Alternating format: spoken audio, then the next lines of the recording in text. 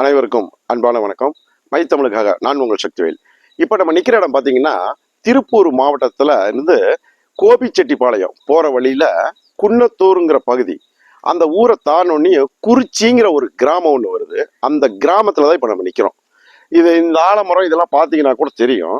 நிறைய அந்த சினிமா படங்கள்லாம் கூட எடுத்திருப்பாங்க. இங்கே ஒரு பெரிய தெப்பக்குளம் இருக்குது.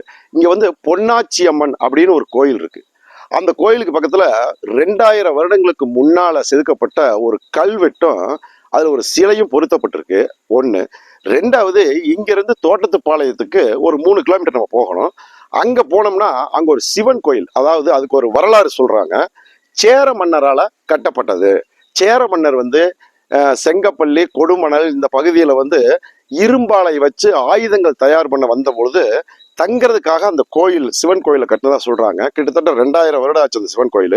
இப்ப முற்றிலுமா அந்த சிவன் கோயில் அழிஞ்சிருச்சு. ஆனா சிவலிங்கம் உள்ள இருக்கு, வழிபாடு இருக்கு. ஆனா யாருமே போறதில்லை. எந்த நேரம் ஃபுல்லா இடிஞ்சு விழுகுன்னு தெரியல. அப்படிங்கிறதுனால புல்லு முழுசுமே வந்து அழியிற நிலையில இருக்குன்னு சொல்றாங்க. அதையும் நம்ம எடுத்துதான் இப்ப அந்த வரலாறை தான் இப்ப நம்ம காமிக்க போறோம். அந்த கோயிலை பத்தி தான் இப்ப பார்க்க போறோம். வாங்க வீடியோக்குள்ள போலாம்.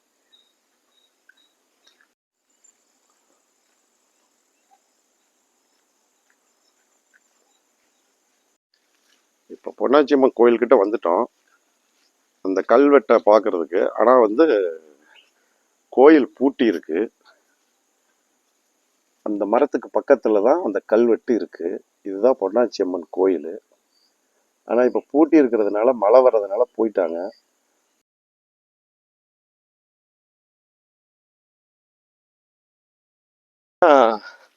மழை வருது.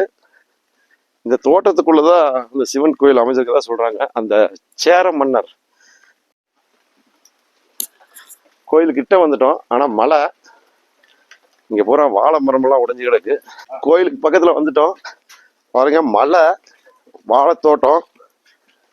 அதுக்குள்ள இப்ப கோயிலுக்கிட்ட வந்துட்டோம். இதுதான் அந்த சேர மன்னர் கட்டின சிவன் கோயில். இது வரைக்கும் நந்தி, முன்னாடி நந்தி வச்சிருக்காங்க. கும்பிட்டு வழிபட்ட ரொம்ப நாள் ஆன மாதிரி தெரியுது. இப்படி காமிங்க. கும்பிட்டு வழிபட்ட ரொம்ப நாள் ஆன மாதிரி தெரியுது. நந்தி தெய்வம். ருத்ராட்ச மாலை எல்லாம் போட்டிருக்காங்க. இந்த தோட்டத்தில் இருக்கிறவங்க மட்டும் கும்பிடுவாங்க போல் இருக்கு. மற்ற யாரும் கும்பிட்ட மாதிரி தெரியல.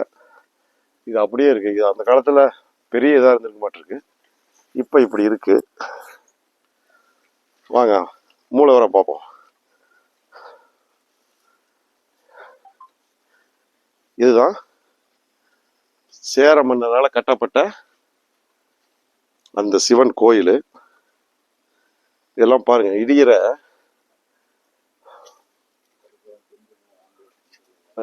நிலைமையில இதெல்லாம் இங்க பாருங்க. இதெல்லாம் பட்டா விழுந்துரு மாட்டிருக்கு. கை வச்சு தள்ளினாலே விழுந்துரும் அப்படிங்கிற நிலையில தான் இது எல்லாமே இருக்கு.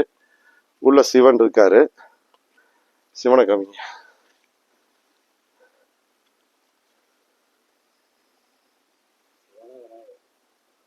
முன்னாடியே இங்க ஒரு சிவலிங்கம் ஒண்ணு கல்லால பதிக்கப்பட்டிருக்கு.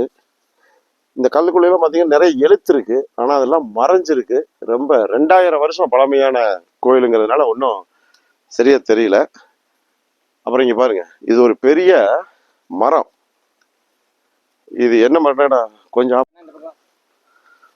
அப்புறம் பாத்தீங்கன்னா இது என்ன மரம்னா ஆலமரம்.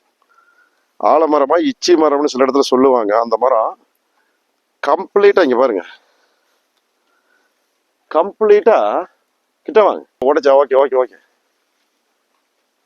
கோயிலை உடைச்சு உள்ள பூந்து அந்த மரம் பாருங்க, அப்படியே மேல வரைக்கும் பாருங்க. ஒரு பெரிய ஆலமரமே இந்த கோயிலை ஆக்கிரமிச்ச மாதிரி இருக்குது. இங்க எல்லாம் பூரா இந்த சிலைகள், அந்த கல்லெல்லாம் பாருங்க அப்படியே வெளியில வர்ற மாதிரி இருக்குது. இன்னும் கொஞ்ச நாள் ஆச்சுன்னா இந்த மரம் இதாச்சுன்னா இந்த கல் வெளியே வந்துடும். இங்கெல்லாம் பாருங்க பூரா இது சேர மன்னனுடைய சிலை மாதிரி தெரியுது பாக்குறதுக்கு. இது ஏதோ ஒரு சாமியாட்டு இருக்கு. அப்படியே இத பாருங்க. இதுல வந்து நிறைய இது பாருங்க, இதெல்லாம் வந்து மன்னர் காலத்து எழுத்துக்கள். இது என்னன்னு தெரியல, நம்மளுக்கு படிக்க தெரியல. பூரா கம்ப்ளீட்டா இந்த சிலை பூரா இந்த கோயில் பூரா இதாயிருச்சு. இங்கெல்லாம் பூராமே எழுதப்பட்டிருக்கு. ஒவ்வொரு கல்லுக்கும் ஒவ்வொரு ஓவியம் வரையப்பட்டிருக்கு, ஒவ்வொரு எழுத்து எழுதப்பட்டிருக்கு, எல்லாமே இருக்கு. முற்றிலுமே சிதறல் அடைஞ்சு இன்னும் இன்னும் கொஞ்ச நாள் விட்டா இந்த மரத்தினாலேயும் இந்த இதனாலேயும் பராமரிக்க விட்டா இது அப்படியே உடஞ்சு கம்ப்ளீட்டா தரமட்டம் ஆயிரும். அந்த நிலையில தான் இருக்குது. பாருங்க, இங்க இந்த பக்கம் புதுசா வேற மரம் இதாகுது, புதுசா வேற.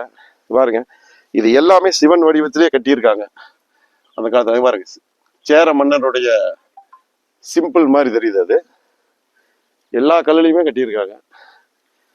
இத இத பாக்குற நேயர்கள், அதிகாரிக, அரசாங்கம் பார்த்துச்சுன்னா இதுக்கு ஒரு நடவடிக்கை எடுத்து இந்த கோயிலை புதுப்பிச்சு கும்பாபிஷேகம் பண்ணணும். அது சேர மன்னரால அப்புறம் பாத்தீங்கன்னா இந்த இந்த கோயிலுக்கு வந்து போறது கூட இடம் இல்லை. இது ஒருத்தருடைய தோட்டமாட்டு இருக்கு, வாழைத்தோட்டம், அது வழியா தான் வரணும். இந்த பக்கம் வந்தா இன்னொருத்தருடைய தோட்டம் இருக்கு, அது வழியா வரணும். ஸோ வந்து போறதுக்கு தடம் கூட பூரா முள்ளு புதருமா கிடக்கு. இப்ப என்ன கேட்டீங்க, இந்த கோயிலை சீரமைக்கணும். இப்ப தமிழ்நாடு அரசுல வந்து இந்து சமய அறநிலைத்துறைன்னு ஒரு டிபார்ட்மெண்ட் இருக்கு. அது என்ன பண்ணணும், இந்த பெரிய பெரிய கோயில்களை மட்டுமே, வசூல் வரக்கூடிய கோயில்களை மட்டுமே, வருமானம் ஈட்டி தரக்கூடிய கோயில்களை மட்டுமே பார்த்துட்டு இந்த மாதிரி சின்ன கோயில்களை, வரலாறு சிறப்பு வாய்ந்த கோயில்களை ஒரு கண்டுக்காம விட்டுறாங்க. அதை இல்லாம இந்த மாதிரி சின்ன கோயில்களும் வரலாறு சிறப்பு வாய்ந்த கோயில்களையும் மனசுல வச்சுட்டு அதை நடவடிக்கை எடுத்து அந்த கோயிலை மீட்டெடுத்து அதுக்கு கும்பாபிஷேகம் பண்ணி இந்த கோயிலுக்கு உண்டான இடங்கள், நிலங்கள், இந்த கோயிலுக்காக உண்டானது இருக்கலாம், அதையும் மீட்டெடுத்தா கோயிலுக்கு வருமானங்கள் அதிகமா வரும்.